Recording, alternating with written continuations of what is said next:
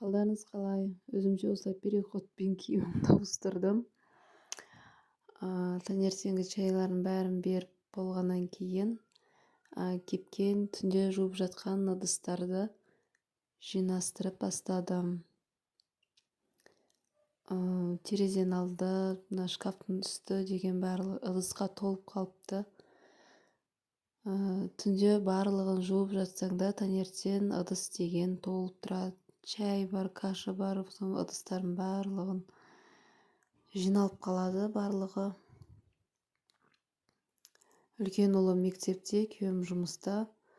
Екі балам ұйықтап жатыр. Екінші ұлым мен қызым. Осылай жуып шайып болдым ау дегенде екі балам ояныпты. Осылай екеуі ойнап жүр. Екеуін киіндіріп, киімдерін ауыстырып, төсек жинадым. Мына жерде үлкен ұлым мен күйеуім жатады.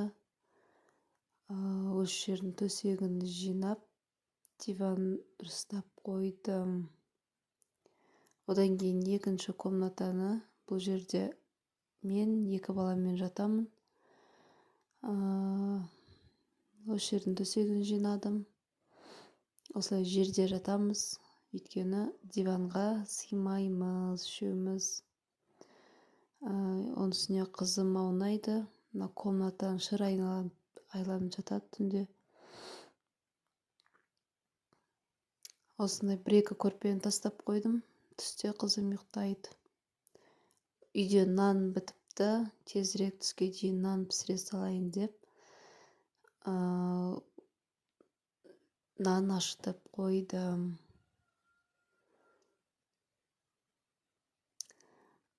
Бұл деген батонға нан ашытып жатырмын.